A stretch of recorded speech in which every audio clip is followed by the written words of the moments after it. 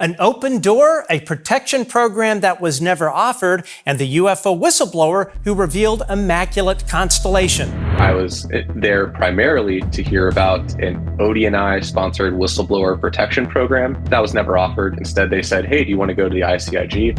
Which was already well established to be sort of a fruitless endeavor, if not a trap itself. The officer who ran that interview had problems of his own. I learned both during and after that this individual's conduct was compromising. He himself mapped to 3 of the 5 indicators of insider threats and appeared to be unstable on multiple occasions. So where did they put him? This individual is currently now at the ICIG overseeing the whistleblower intake process. No whistleblower should ever approach that organization. Being the victim of an intelligence operation against U.S. citizens through ODNI, having as its end goal imprisoning myself for treason and espionage. So why is that door open again? Let's find out.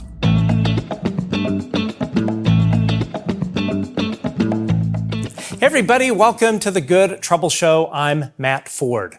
The Principal Deputy Director of National Intelligence just told UAP whistleblowers they can come forward now through cleared channels. They want you to go to the Pentagon's UFO program, AARO, or ODNI, the Office of the Director of National Intelligence. My guest today did just that. He is the man who revealed the Pentagon UFO black program, Immaculate Constellation. He went in to hear about a protection program. Instead, they spent that meeting finding out what he knew and what he was prepared to say. The government says the door is open again. He has a warning for anyone thinking about walking through it. Please welcome Matthew Brown. Matthew, thanks for joining us. How are you? Yeah, thanks for having me, Matt. Pleasure to be here. Great. Yeah, glad we finally connected. Thank you for everything that you've done on this topic. For people that have no idea who you are, give our folks at home just kind of a brief background on what you have done in service to this country. Yeah, prior to becoming a UAP whistleblower to Congress in 2023, I was a national security contractor, first at the Department of Defense, now Department of War, where I worked in the Pentagon, and then later at the Department of State. In all those roles, I was working on the weapons of mass destruction mission and countering those threats. What kind of security clearance did you have when you were working these things? So I had top secret SCI. We're not really supposed to say too much more, but yeah. You had the top secret clearance with SCI eligibility. Correct, and definitely made use of that. Okay, cool. Okay, great. Just to kind of establish to people that are not familiar with you that that when you speak about these things, you had access to things that the public definitely does not have access to. So on your Substack, you put out this really incredible article, and I want to talk about that for a second. So this thing was about catch and kill. And the NDA waiver routes whistleblowers into AARO, ODNI, AARO being the Pentagon's UAP office, ODNI, Office of the Director of National Intelligence, and Pursue. And you say none of them can be trusted. And I would happen to agree with you on all of that. Now, Monday, the Principal Deputy Director of National Intelligence posted that people can now come forward through cleared channels. And you called all of this 3 days early. What is wrong with quote-unquote cleared channels?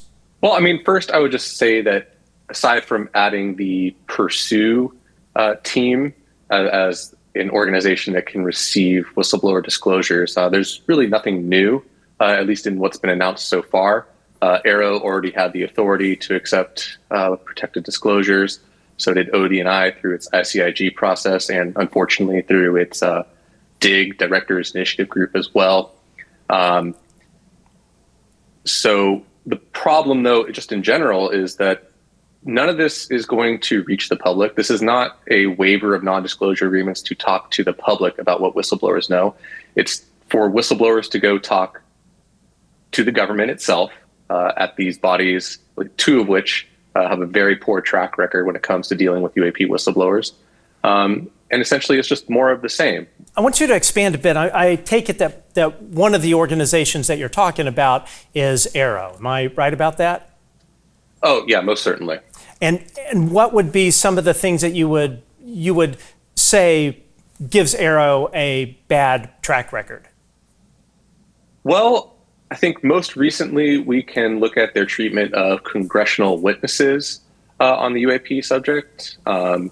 Recently discussed at Contact in the Desert with Jeremy Corbell and George Knapp was the sort of harassment bordering on, open retaliation that Senior Chief Alexander Wiggins of the Navy experienced after testifying to Congress, being sat down by AARO investigators and interrogated essentially on what he saw, how he saw it, was he leaking videos, very uncomfortable situation, and then being threatened that if he didn't come meet with them, that they would go to the Secretary of Defense and make him talk with them.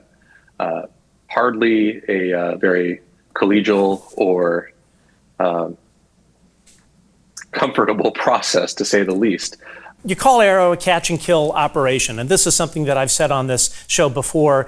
I submitted a letter to Congress that is now part of the congressional record that had the former Directorate of Science and Technology, Glenn Gaffney. I named him as one of the people on Sean Kirkpatrick's secret advisory board back when he was the director of AARO. And the point I made in this article is here you have this office within the Pentagon that is supposed to be a place for people to make protected disclosures to, and yet you've got the guy that's one of the primary gatekeepers for the UAP legacy program on this panel. I mean, that's certainly a conflict of interest, and the point I'm making is that this was likely a backdoor to get whistleblowers who walk into AARO to get their information in a pipeline straight to the legacy program and the CIA. Would you say that that's a fair statement? Oh, absolutely. And the conduct of at least the previous two directors of AARO itself has been, nothing short of disreputable and very disparaging towards the UAP whistleblowers that are out there, the people who are taking the risks to bring this information forward. And AARO itself, frankly, has too many missions. It's focusing on data integration, collecting reports from airmen, seamen, and also ingesting whistleblower testimony from inside and outside the government, and supposedly conducting a historical review, all in one shop that also issues contracts for sensors to detect UAP, sensors that we already have. So what exactly AARO is kind of difficult to say at this point. But when it comes to whistleblowers, it certainly is no friend, it is no ally, and it is not to be trusted. It is. I would definitely agree with that. It is certainly not to be trusted. Now, you had this just absolutely amazing interview on Weaponized with Jeremy Corbell and George Knapp. And if folks, if you haven't seen it, I highly suggest watching it. It's an extensive three-part series. One of the things that you spoke about in that interview was if I don't remember correctly, was maybe a transcript or a report that you saw that was a conversation between the former director of AARO, Dr. Sean Kirkpatrick, and Senator Marco Rubio, who at the time I believe was the chair of the Senate Select Committee on Intelligence. Can you tell us what were the contents of that conversation, or if you can't directly give specifics, sort of like an overview? Yeah, I can't give too many specifics there, other than what was sort of relayed in that interview and in the, I believe in the Immaculate Constellation report as well. But the gist of it comes down to that Kirkpatrick was in these meetings as the director of AARO, meeting with not just Rubio, but Gillibrand, Warner, and their staff, and basically saying to them that the U.S. government had no knowledge about any sort of legacy UAP program, no knowledge about any sort of reverse engineering or crash retrieval program, and no knowledge or no definitive knowledge about what they were seeing in the skies. Bald-faced lie. Certainly at that point, Mr. Kirkpatrick was well aware of all those subjects and the facts behind them. And I think we can look to his job history later on to see what might have happened there. Receiving a contract to work at Oak Ridge National Laboratory, a place where reverse engineering efforts are widely reported to be occurring, kind of points towards the deal that was probably struck there. Yeah, I completely agree. And actually, before Kirkpatrick left, he was not, I wouldn't say funneling money, but AARO was giving contracts to Oak Ridge National Laboratories. So him immediately going over to Oak Ridge is actually a violation, as I understand it, of the emoluments clause. So I don't know if I don't know how that happened, but it is certainly suspect. Now I'm curious, Matthew, do you think that any of kind of the bad things that were going on under AARO, under Dr. Sean Kirkpatrick, can't talk this morning, do you think that it's any different at AARO under the leadership of Dr. John Kozlowski? Unfortunately, no. The incident with Senior Chief Wiggins was well past Kirkpatrick's departure and well into Kozlowski's administration of AARO. So either he is approving those actions or turning a blind eye towards them. Aside from that incident, I've heard from other people that to this day, the stigma for reporting a UAP sighting as a service member has not gone away. Interviews on this subject, are grueling. There's threats of psych evaluations and hints that, if you want to go forward with this information, this will hurt your career in the long run. It's right back to the days of Blue Book. Little change. So you're saying AARO is telling people that are coming in the door that, oh, by the way, if you give us this protected disclosure, this could harm your career or flag your security clearance, et cetera? Correct. I would just offer the nuance that, there's been an effort to get service members who have sightings of these things in the field to report them as part of their official duties. So not as a whistleblower, but just as part of their service in the military. And that's kind of what I'm getting at. Just that level of saying, hey, I saw something. Here's what I saw. I'm not blowing the whistle on any wrongdoing, just reporting what I see and encountered in the field. That alone is enough to kind of bring the hammer down and bring a chilling effect, which if you look in the mission statement of AARO is exactly what they claim to want to put a stop to in reverse. It's really pretty crazy. I'm not sure if you're aware of this, but the AARO's contractor, Arlo Solutions, their prime contractor, before it was Sandcorp, they actually reached out to me in a direct message on LinkedIn asking me to apply for a job at AARO. And at first I truly thought that this was some kind of joke because I've been so critical of AARO. But when I looked in the job description, of course, first thing it said was TS clearance with SCI eligibility. I don't hold any sort of clearance. But as I'm scrolling down under desired job qualifications, and again, this is under the leadership of Dr. John Kozlowski, under desired qualifications for what they wanted me to apply for at AARO was information operations, information activities and deception activities. In other words, they wanted me to have a background in psychological operations, and it was just absolutely insane. And and the other thing that I would point out about AARO is their prime contractors that they have had, Arlo and Arlo Solutions, which is the current one, and Sandcorp. They are primarily known as contractors that do information and perception management. IPMO, information and perception management. And then the other thing that they are also known for is insider threat. So you have these two contractors that are really doing the lion's share of the work, who are really set up just in this. In this analysis here that I'm holding, everything in the contracts, in the two primary contracts, both of which are around $4 million per fiscal year that they are paying. Both of these contractors are set up for catch and kill.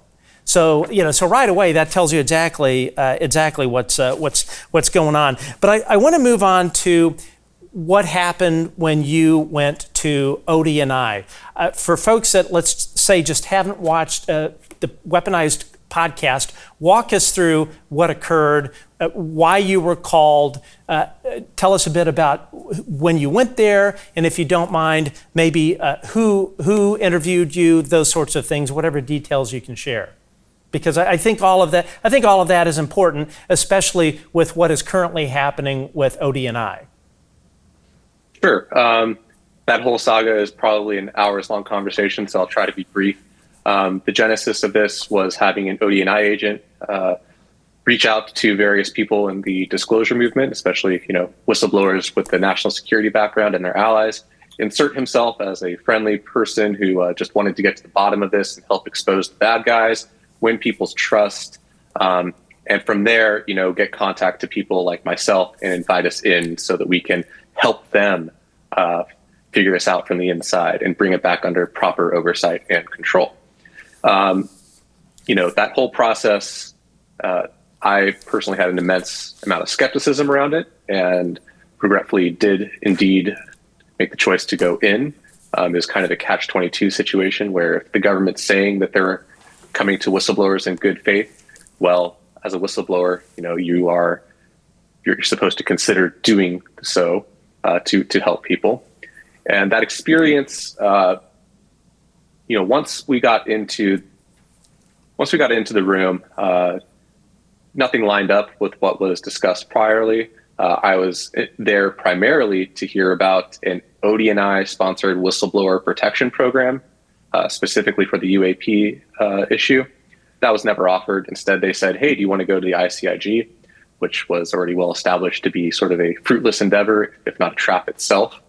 The questioning that they had veered off into areas separate from UAP, including things like, probably can't say here, but needless to say, tied to WMD concerns and some of the conduct in the Middle East. It definitely became clear that they were pumping me to see what I knew, how I knew it, and what I was prepared to say. Left that interview, saying, hey, sure, I'll give you my documentation and evidence. Provided some of that and was just ghosted. Next thing I heard was some months later, or maybe just actually a month later, and that was, the news from the weaponized team that the ODNI officer who was working under James Erdman III, and in fact was the only officer working the UAP issue for James Erdman III, was saying that I had fabricated all my evidence, that I had made up the Immaculate Constellation program and the documentation in the report, which was separate from the Immaculate Constellation program, and that I was an anti-Semite. And of course, as it's become famous now, I received that news, ironically enough, at my friend's Jewish wedding. So insane. They did not do their background. Yeah, clearly. I've had the chance to debrief a couple people that went and testified to AARO, and then I provided a sort of executive summary of their experience with AARO to one particular United States senator. And I can tell you that what I was told, it's literally Keystone Cops there. It's really bad. So was James Erdman III one of the people who interviewed you in the skiff? No, I had no contact with him, and in fact did not know that he was the individual leading the UAP investigation until his testimony to the Senate. I forget which committee, but it was his public testimony where he revealed that information and proceeded to discuss his findings on COVID origins and anomalous health incidents. At the time, the oversight of his findings related to UAP was definitely noted, but since the hearing wasn't on that subject, bided the time to call out that sort of suspicious omission. His recent interview with Catherine Herridge regrettably revealed sort of his true intentions there, which I believe are to mislead the American public and continue the original effort of discrediting UAP whistleblowers and trying to put this entire topic back in the tube, as they say. I would agree with that. Can you tell us, and because I believe at this juncture it is important to begin naming names. We're going to start doing that with congressional staffers that have been blocking all of this. Can you tell us exactly who at ODNI who at ODNI interviewed you in the skiff? Not at this time, not publicly.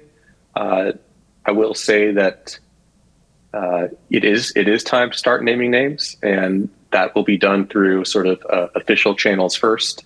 And there is some complications here because that individual is an active intelligence officer, and as I understand it, there are laws preventing U.S. citizens from unmasking active intelligence officers.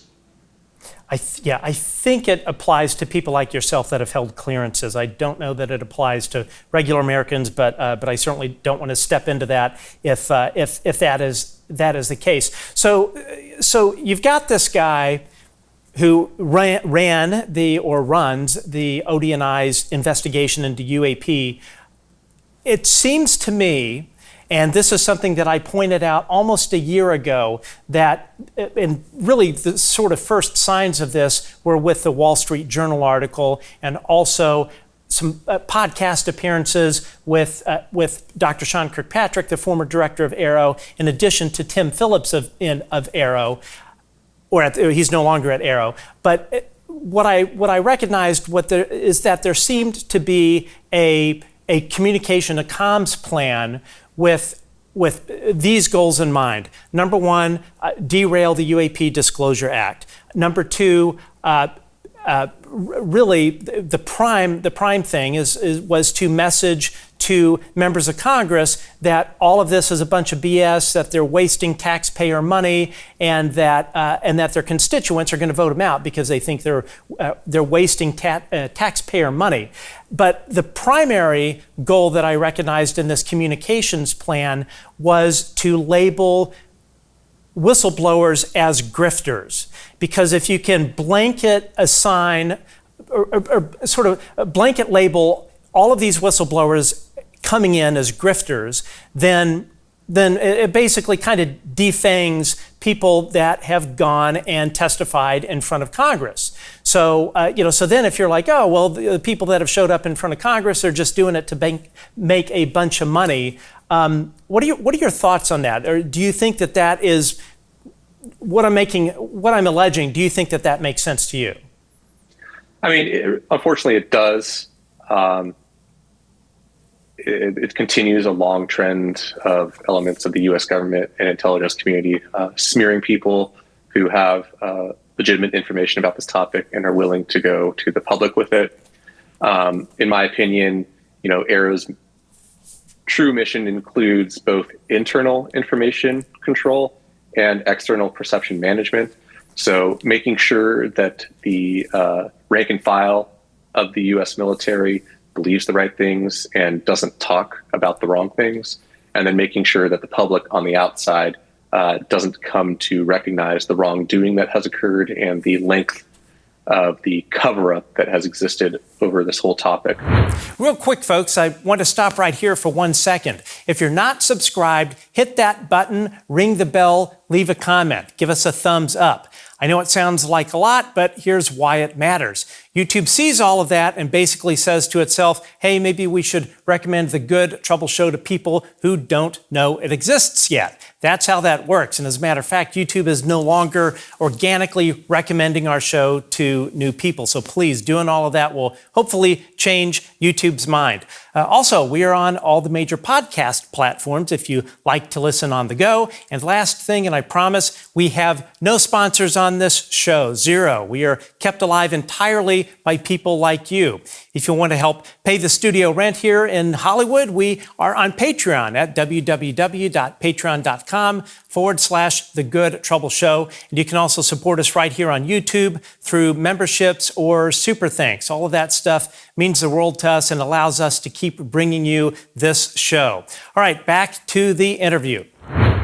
One of the things I've pointed out on the show is the Smith-Mundt Modernization Act, and that is being used as a loophole for the Pentagon and the intelligence community to bypass Executive Order, I think it's 12333, that presidential executive order that prohibits the use of disinformation upon American citizens.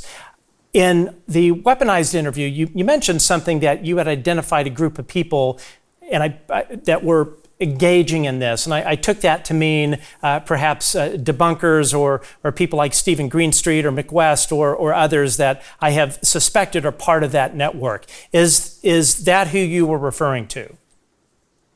I can't comment on specific names, trying to avoid lawsuits here. But that was one category of information I did bring forward to ODNI. The behavior itself is pretty clearly organized and directed. And that act that you referenced is a very important one for the American public to understand, because what that does is let our intelligence community use third-party countries and clandestine information warfare assets in those countries to recirculate propaganda back to the United States and the United States citizens to effect political change. It's completely unethical. The fact that act passed under Obama, I believe, is correct. Is something that urgently needs to be repealed. Everyone, you said, everyone, I believe it was in the weaponized interview, everyone in this debate says amnesty. You're the only person asking what exactly the American people are being asked to forgive. And then you answer it: kidnappings, forced disappearances, murders, human experimentation, directed energy weapons used on American citizens, intelligence tradecraft used to destroy marriages, families, businesses, home invasions. Walk me through a few of those things that are in that list. What of those have you experienced? And it's really just sad. Yeah. So, it is 13 crimes, as it were, or categories of crimes that have been committed by the cover-up and are the authorities that govern the legacy programs. I've personally experienced and provably have experienced, the intimidation that comes from home invasions, the intimidation that comes from being the victim of an intelligence operation against U.S. citizens through ODNI that was having as its end goal imprisoning myself for treason and espionage, charges that also carry the threat of execution. Right. So if that's not a chilling effect, I don't know what is. There's other categories of crime there that I myself have not experienced, but am aware of being committed, either through other individuals or through non-public information. It is, quite frankly, a list of crimes that need to be brought forward to the public and needs to be taken into our judiciary system, whether through some sort of class action lawsuit or many lawsuits pursuing each of those justice for each of those crimes. I would completely agree with that. You were talking about in one of these things here, and one of the lists, directed energy weapons. I have two friends that were both hit with anomalous health injuries, and then the other thing is the targeting of not only the whistleblower but their spouses. I know of at least 2 people where the Air Force Office of Special Investigations has targeted the spouse of a particular person. I'm just giving you one case of a particular person who isn't even a whistleblower, but was related tangentially to a whistleblower. And this Air Force, this AFOSI agent, and if you're watching, I know exactly who you are. This lady befriended the wife of this person who has served this country with distinction in the intelligence community, and literally broke up their marriage. This person actually, it makes my blood boil, talked one of the daughters of this individual into leaving her dad. And but these are the kinds of things that AFOSI and the legacy program they do. So you have heard of the exact same sort of things. That is correct. It's very sick stuff and conduct unbecoming of an intelligence officer, especially when carried out against a citizen of the United States. And one of the things that you spoke about as well is that this is being directed out of Northrop Grumman. Are you talking about? Well, I don't think there's only one source of this sort of behavior. As you yourself pointed out, AFOSI participated in that case. At this point, I'm again not willing to name names while we seek official channels to pursue justice. But you are not. I'm going to bleep the name out, by the way. But I take it you're talking about. No comment. Okay. And what does that say to you that you have 2 people within Northrop Grumman who are directing these security contractors in particular, and I forget, they've changed names, but it's essentially Wackenhut and Pinkerton, who are running a group of former Tier 1 operators to go in and break into homes, try to kill people. I would allege that they probably have. Why isn't Congress hauling the C-suite of Northrop Grumman in front of him in a hearing? Because I mean, it's just the fact that you've got these 2 individuals at least in Northrop Grumman that are running this kind of dual hat operation in support of the legacy program and the CIA. What would you say to a member of Congress about what needs to be done about that? It's a tough question. I think on the one hand, we definitely have motivated members of Congress, especially in the House, to go after this. But I don't think that there is currently the authority or political will to bring people like that in front of Congress and to force them to answer questions. The defense industry is one of the major donors to pretty much every political party and every member of Congress. People like you've described are very scary.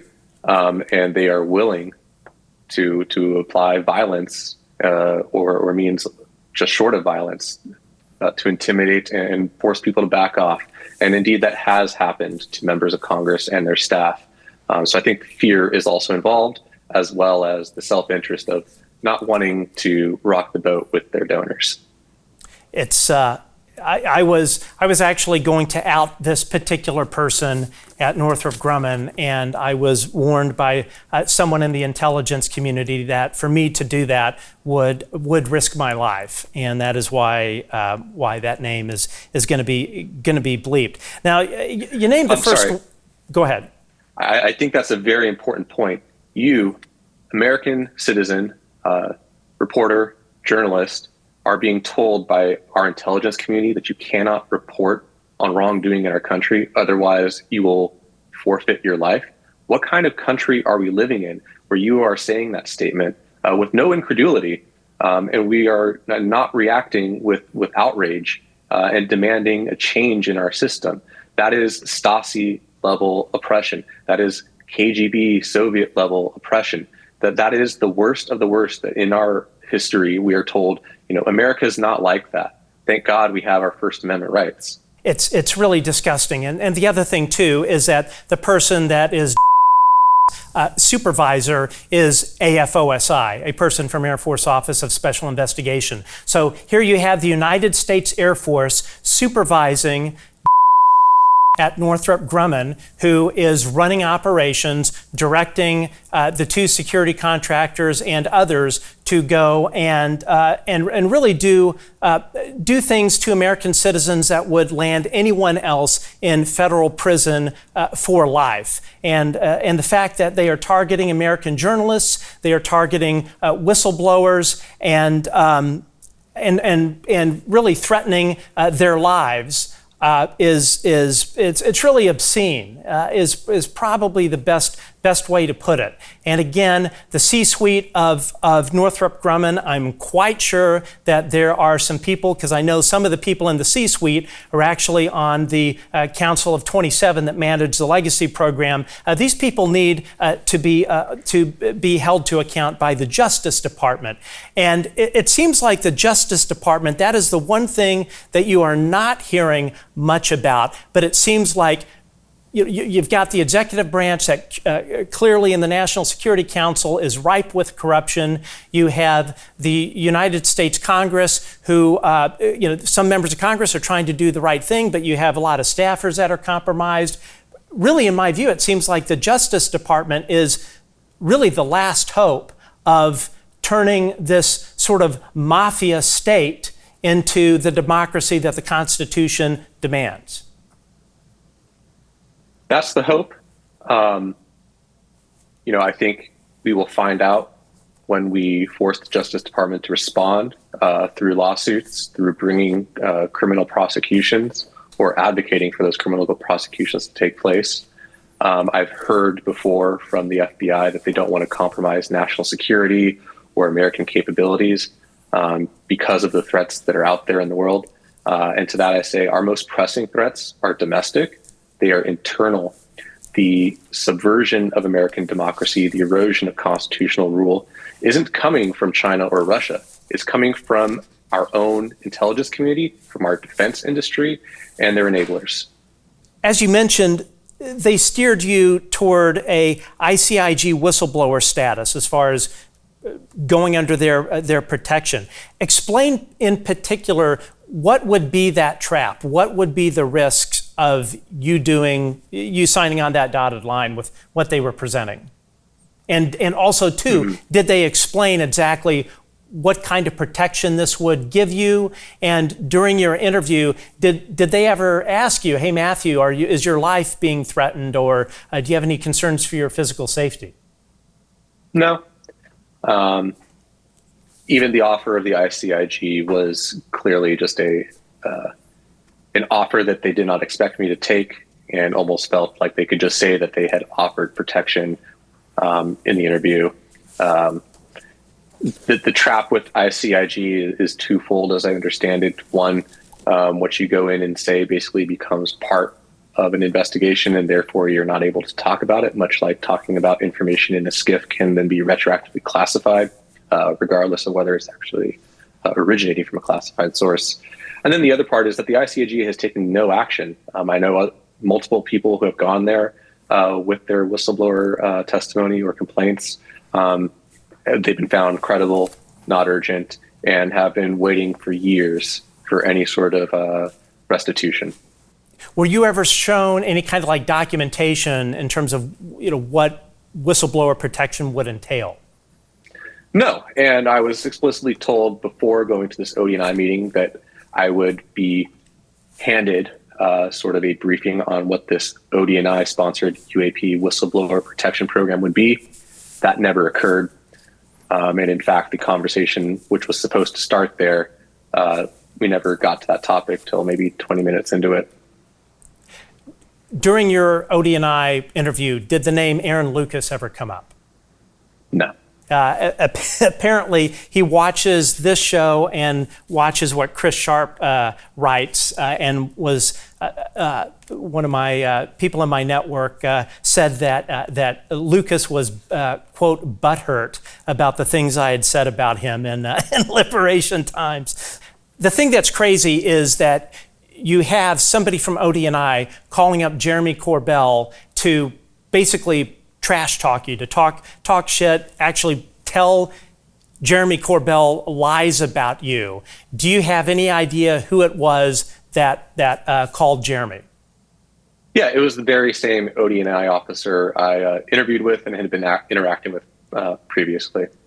Did he, during that interview, was there anything question-wise that he asked you that, looking back in 2020 hindsight, you realize, oh, he was trying to dig stuff up to tell Jeremy to try and discredit you? No. To be frank, it became very clear. In fact, he whispered a comment to me as we walked into the room that immediately put me in a guarded position, that this was not going to be a good faith interview. Like I said, the questions were more around what my access was, what I knew, including about specific subjects not related to UAP. I don't know what is going on over in ODNI or CIA, but they're scraping the bottom of the barrel with these guys. Frankly, I expected better. And when you say he whispered in your ear, is that what he told you, that, oh, by the way, this interview is going to be a bunch of fluff? No, it was just a very sharp, strange comment that he had read all the reports that I was familiar with, in a tone of voice that indicated that, oh, I know the sources you're using, so don't lie to me. Not something that, encourages someone to be forthcoming, and a complete 180 from his demeanor in our conversations, including in that building. Yeah, that's just absolutely. I don't know what to what to think about it. I would be hesitant to guess that there's. And that'd be the only thing I'd probably push back against, that they're scraping the bottom of the barrel. I would argue that probably the people they are using are at the top of their game, certainly in top of their game in terms of counterintelligence. Because really what it sounds to me, what you're describing, is that what they're really trying to do is network map and try to understand what people's relationships are and where people might be getting information regarding special access programs and controlled access programs. Any thoughts on that? I would just say that, I learned both during and after that this individual's conduct was compromising. He himself mapped to 3 of the 5 indicators of insider threats and appeared to be unstable on multiple occasions. So, exactly the kind of person that if I wanted somebody to do my dirty tricks for me, would be someone I'd approach and say, hey, we know these things about you. You're going to perform this task, and we won't, put you under review.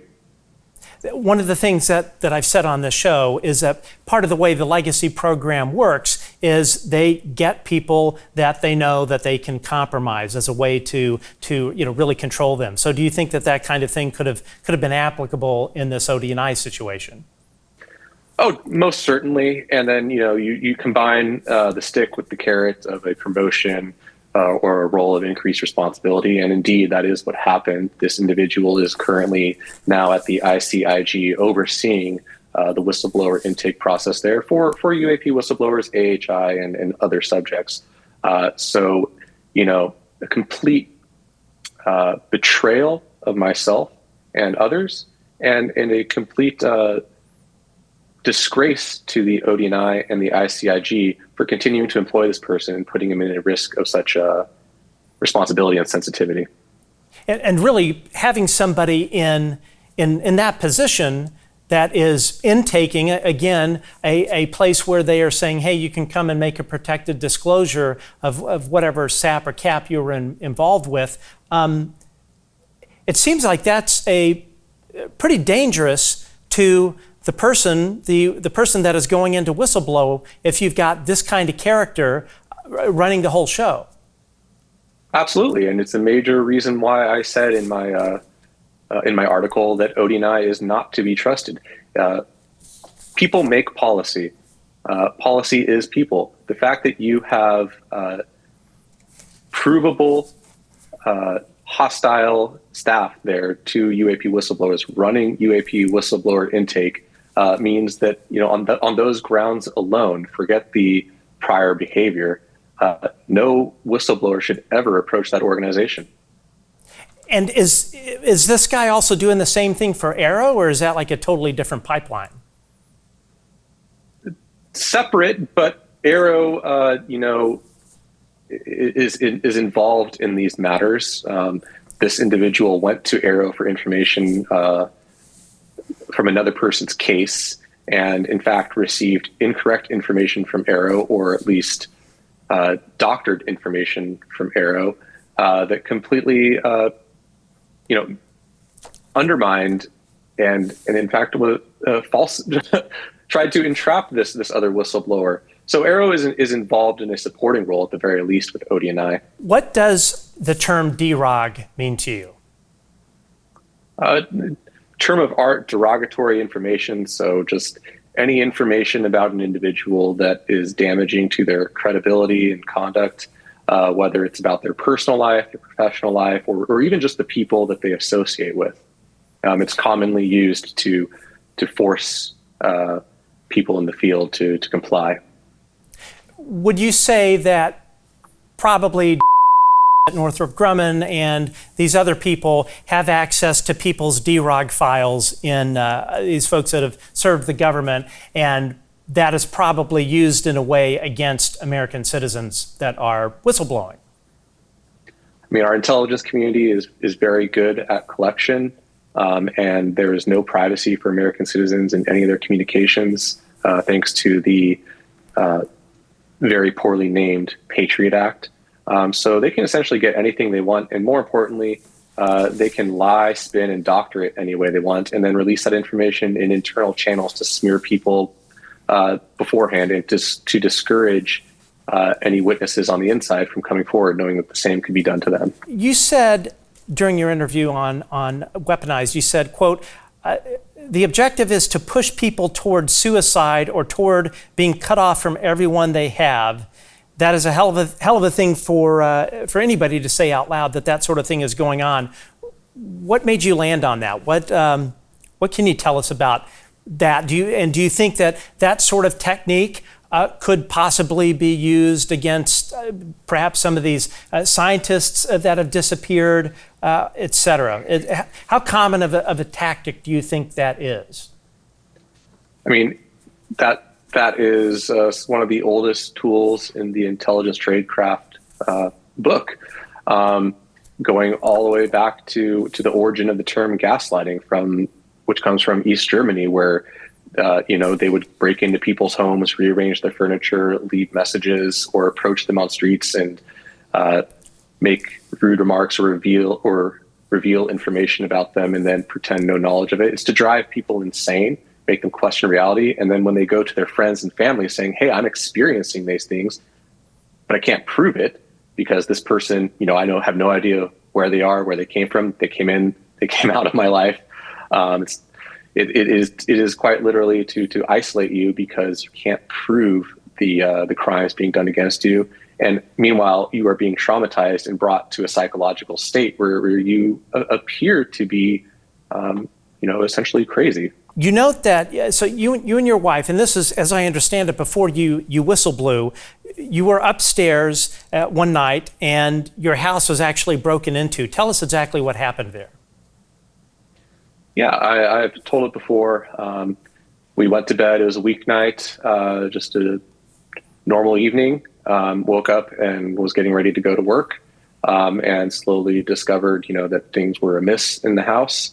The first thing was seeing my wife's identification documents lined up on a couch, and seeing that those were clearly arranged in a way that both they would be noticed and that someone would take photos of. Immediately looking around the house for any signs of a break-in, finding a basement window forced open, which was too small for any individual to go through, and so was, in my mind, a message like, hey, you were broken into. but we probably just came through your front door. And then, of course, discovering that the only item missing in my house was my grandfather's ashes, and actually my grandfather's ashes and my civilian passport. Never found that passport, but those ashes were found by the garbage. And then, calling the police and noting that, hey, there's laptops, television, phones, all sorts of valuable items all around the house. Absolutely none of that is taken, and the police being just as confused as I was as what had occurred. At the time, I didn't connect the dots between that incident and my involvement with the UAP topic. It was only over time that it became clear that was a message to me. And to this day, it's a little spooky to talk about, because there's no reason that couldn't happen again, or it could indeed have happened again, and I would never know. They can definitely touch you anywhere. This was before you whistle blew, but during this phase of time, because if I recall correctly from the interview, you looked at this document a long time ago, and you kind of forgot about it. So was there anything in particular that you think triggered this break-in? Well, it wasn't a document you forget easily. It was more that, there was nothing to be done about that document. It certainly increased my interest in UAP. And the proximal cause, I believe, of that break-in was just associating with people on the inside of the military and intelligence community who were investigating the UAP topic. I don't want to say who they were, but it was shortly following, a meeting of minds, as it were, and mere months before I eventually did come forward to blow the whistle to Congress. So the timeline there kind of tells its own story. Okay. One of the things that I've been told is, like, for instance, how the government, the CIA, the legacy program retaliates against people is when you have a significant whistleblower. As an example, maybe David Grush. They not only target the whistleblower, but they target the entire circle around them to sort of inflict collateral damage on these people that may not even be involved with that. Have you heard of that same sort of thing? Unfortunately, yes. Both family members and friends completely unconnected to sort of the national security world, and those who are. And do you think this kind of stuff that's happening, do you think that the sort of purpose of that is for, let's say, all whistleblowers, just making an assumption here, most whistleblowers probably communicate with one another, and word spreads quick. This happened to me, my home was broken into. Do you think it is a technique to message to potential whistleblowers that if you come and you whistleblow, that your life is going to become a living hell? Do you think that that's sort of the motivation behind it? Yeah, certainly one of them. Just intimidation has its own sort of ripple from the individual that goes outwards. It's really, frankly, pretty disgusting. I sat in front of a person, I can't say where, but this person is, we'll just say in the intelligence world, but they were targeted as well, and that person's spouse was targeted, and yeah, it's really pretty sad. Now, one of the things that you will often hear from the debunkers, but really now you're hearing it from people like Sean Kirkpatrick, ODNI, Sean Kirkpatrick being the former director of AARO, and Tim Phillips and others, is that whistleblowers are grifters. Give me an example, or give me an idea. Is whistleblowing is it a financial gain? And if not, what are can you just kind of give us some examples of the financial impact that whistleblowing, UAP whistleblowing, has had on people that have worn the uniform or served this country as a contractor or any kind of way in terms of official government employment? Yeah, financially, there is no benefit to being a whistleblower. It's ruinous. I'm never going to work in the field I educated and trained myself for over a decade. And that's true for the vast majority of other UAP whistleblowers that I'm aware of. Some few exceptions, but those are mainly exceptions that prove the rule. Even after blowing the whistle, you are then confronted with the fact that your training, your education, your experience are very hard to transfer to the private sector, and you couple that with the reputation of being a public whistleblower about something as strange to the public as UFOs. Good luck getting a job, and especially on this subject, there really is no future for us until disclosure happens. All this intimidation that I've experienced and fully expect to experience again means to me that unless we succeed at getting this out there, there is no future for me and my family. Once the spotlight is off of us, I would expect that that the trajectory there is either to resume the sort of gaslighting, intimidation, and harassment both around me and my social circle to render me destitute, isolated, and eventually on the streets, or something as dire as experiencing an anomalous health incident, or a nice convenient case of cancer, or a suspicious car accident. That is the way this world works. That is on my mind every day. So this is a no-fail mission. On many levels, both personally and for our constitutional republic. I understand that you are part of a new organization or nonprofit that is meant to help with whistleblowers. Tell us about that. Yeah, it's the Vanguard Enterprise, or Vanguard for short. It's founded by myself and Dylan Borland, and we just welcomed U.S. Air Force veteran Jeffrey Nusatelli, who also testified to Congress. And we are setting up a nonprofit and raising funds to be able to provide legal, financial, medical, psychological, and community support to UAP whistleblowers from the national security enterprise.